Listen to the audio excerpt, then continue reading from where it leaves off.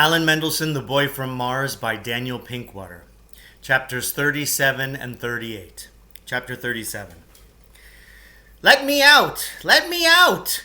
Lance Hergeschleimer shouted. "It's me, you fools! It's Lance Hergeschleimer!" There wasn't a sound in the forest, other than Lance Hergeschleimer shouting. Alan Mendelsohn and I stepped, carefully, closer to the edge of the pit. "Are you boys still up there?" Lance Hergeschleimer was sitting in a puddle of muddy water, about 10 feet down. "Stand where they can see you," he said. "If they just hear me shouting, they may think it's the horrendous horror trying to trick them." We stood around, not too close to the edge of the pit. Without a rope, there was no way to get Lance Hergeschleimer out. "It's me!" he shouted every few minutes. "They'll be along soon," he said to us. "They're watching. Just as soon as they're sure this isn't a trick, they'll come and get me out. It's this one fellow, Eugene, you see. He keeps setting traps for the maniacal marauder and then forgetting to tell the rest of us where they are. I've been caught this way 5 or 6 times. We all have. Once, I was caught in a rope snare and dangled from a tree by my right foot for half an hour. "It's me! It's Lance Hergeschleimer, your friend! Get me out of here, you imbeciles!" We stood around feeling sort of useless and a little scared while Lance Hergeschleimer bellowed from the bottom of the pit. "What do we do if the horrible you-know-what turns up?" I whispered to Alan Mendelsohn. "Well," he whispered back, "if the thing doesn't take us totally by surprise, I suppose the best thing to do would be to go into State 26 and tune ourselves back to the Hogborough Plain. If it doesn't turn out that we're standing in the middle of a highway, that should get us away from here safely." We heard a rustling in the bushes, got scared, and involuntarily went half invisible, before we saw that the noise was caused by a bunch of ordinary-looking people carrying a long ladder. They lowered the ladder into Lance Hergeschleimer's pit, and he clambered out. "Well, you certainly took your time," Lance Hergeschleimer said. "We had to be sure it was you, Lance," one of the people who had brought the ladder said. "We had to be sure it wasn't the dreadful dreariness trying to trick us." Lance Hergeschleimer looked at us. "See? What did I tell you?" He was trying to brush off his trousers, which were hopelessly muddy. "At least no harm was done, thanks for asking," he said. "But I've forgotten to introduce our guests. Leonard and Alan, these are the people I live with, my cave mates." Then Lance Hergeschleimer reeled off a bunch of names. I hate it when people do that. I can never remember who is who. I caught a few names: Clara, Walter, Helena, Raymond. But the only name I was able to connect with a person was Eugene. He was the guy who had dug the pit that Lance Hergeschleimer had fallen into. Eugene looked embarrassed. After Lance Hergeschleimer had introduced us to everybody, and, except for Eugene, I didn't have any idea of who was who, the group of people led us off to their cave, which wasn't far away. As we walked, Lance Hergeschleimer's cave mates all fussed about the fact that, at the time of his falling into the pit and making a commotion, he was already 7 minutes late for lunch, and everyone was getting very upset. They went on and on about this, how Lance Hergeschleimer was late for lunch, and how they didn't know what to do, and how there were now 2 extra people to feed, and luckily there was enough food, but what if there hadn't been? And on and on and on.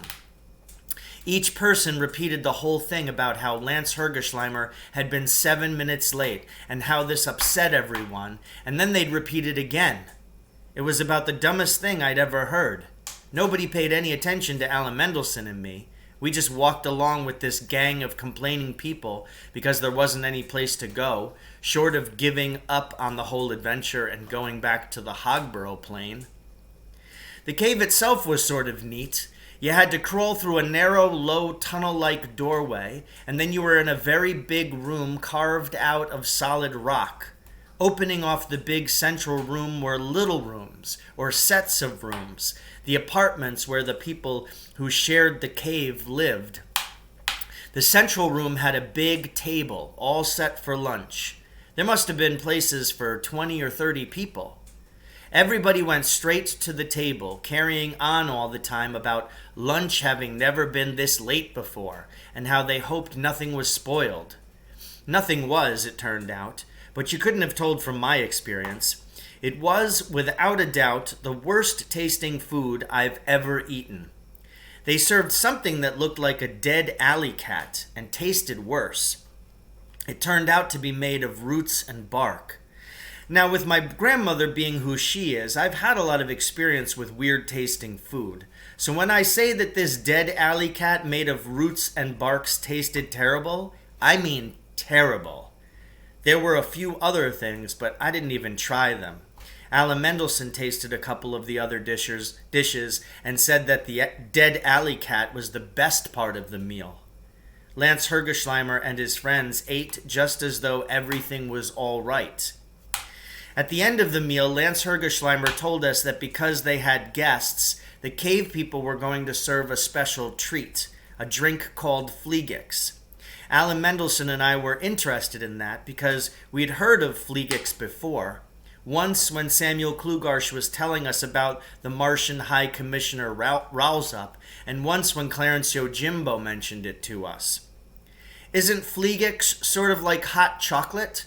I asked Lance Hergerschleimer. Only much, much better, he said. But where did you ever hear about Flea? We told him about Clarence Yojimbo and the Martian High Commissioner. Do you know Ralsup? Lance Hergerschleimer asked. No, I said. We just heard about him. Why? Because he's coming here, Lance Hergerschleimer said, in response to our urgent plea for help in dealing with them and the unapparent antagonist. Really? Alan Mendelsohn asked. Could we meet him? He was really excited. I never knew he was so interested in meeting celebrities. I had a question of my own, which just couldn't wait any longer. Who, I asked Lance Hergerschleimer, are they, and what is this unseen thing you're all so scared of? Yes, Lance Hergerschleimer said, I did promise to tell you about the situation with them and it. Now is a good time to tell the whole story without interruption. While the Flea is being prepared, I'll tell you everything. Chapter 38. Civilization in Waka Waka is very old, Lance Hergerschleimer said. Much older than it is in the plane of existence from which we came, the world which contains Hogborough. A long time ago, all the problems which afflict your world were solved here. People learned to get along without war, crime, and confusion. Also, all problems of survival were solved a long time ago. There were food and Fleegics enough for everyone. Everyone understood his role in society, and everyone was content. For a long time, once things had progressed to the point where nobody had to work for a living, there was intense activity in the arts. That was the period during which our great city Lenny was built and adorned. Wonderful buildings were designed and constructed. People worked to make beautiful paintings and sculptures. Works of music involving thousands of fine musicians were composed and performed every day.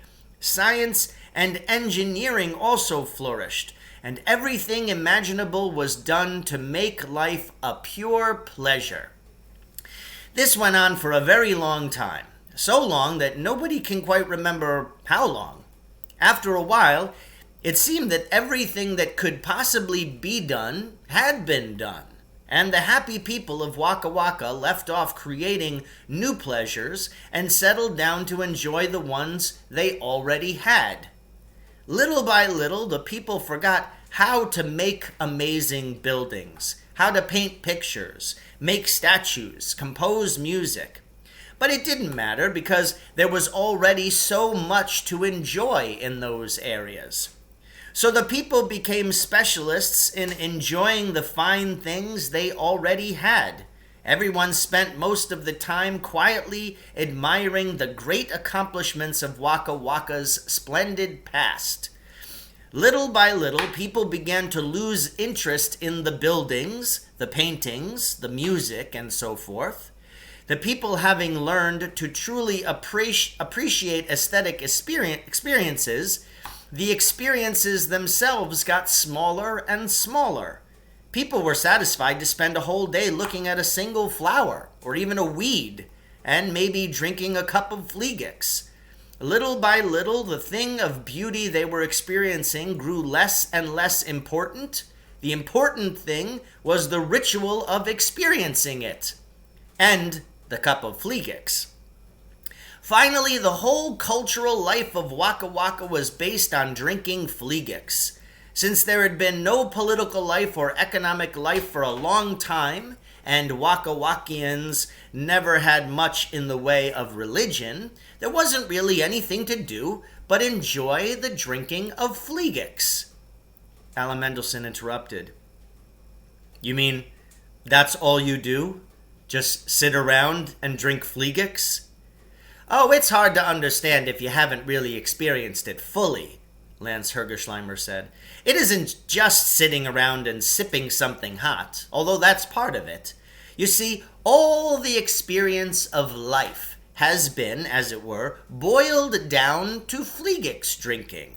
Contained within the subtle and complicated ritual of drinking Flea is all that is or ever was good or beautiful in the life of Waka Waka. It's like baseball, television, art museums, and presidential elections all rolled into one. It's all a Waka Wakian needs to be happy. Now, I said that Waka Waka had no political or economic life. That isn't precisely true. The one industry that flourished after everything else was finished was the manufacturing of Flea and the making of beautiful cups and other things used in the Flea drinking ceremony.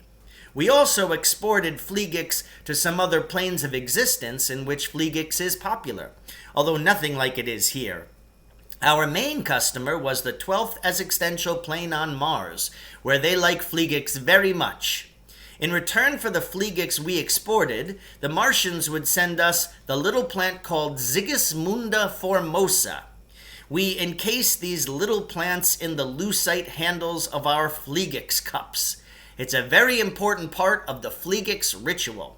It's a sort of holdover from the days when Waka Wakians liked to spend the whole day looking at a flower or a weed while drinking their Flea. Excuse me, Mr. Hergerschleimer, I said. This is very, well, sort of, interesting, but I thought you were going to tell us about them and it. I was just coming to that, Lance Hergerschleimer said. After nobody knows how many hundreds of years of living in perfect peace and tranquility, enjoying good relations with our neighbors, our life was totally uprooted by them. First, I have to explain to you that our great city, Lenny, is built on the sides of a mountain. The city goes almost to the top. In fact, the city looks like a mountain made of buildings. At the very top of the mountain city grows a variety of bush found nowhere else in Waka Waka. It is called the zitzkis, and it produces a berry which is utterly essential to the successful making of Flea. There are only 4 zitzkis bushes, and each of them bears only a few berries each year. But one berry can impart its special flavor to over 6,000 pounds of unbrewed Flea. The zitzkis bush, as I mentioned, grows nowhere else but the summit of the mountain city of Lenny. It can't be cultivated, it just grows wild. During the period of artistic and scientific activity in Waka Waka, our chemists did practically nothing but try to find a synthetic substitute for the zitzkis berry. Without it, Flea smells and tastes like spoiled fish. The attempts to find a substitute for the zitzkis berry failed. The best synthetic Flea tasted like month-old flat root beer. All of Waka Waka depended on those 4 bushes at the summit of Lenny. Then they came, and took over. First, the top of the mountain, where our zitzkis bushes grow. Then they took over the top half of the city of Lenny, and finally the whole thing. And of course, they have it, the unspeakable beast, to do their bidding and terrorize the people. That's why we all moved out of Lenny and into the forest. But who are they, and what is it? Alan Mendelsohn and I shouted. Yes, I'm coming to that, Lance Hergerschleimer said. But I see our Flea is ready. Let's stop now and enjoy it. I need to calm down a bit before telling you the rest of the story. So ends chapter 28, Alan Mendelsohn, The Boy from Mars.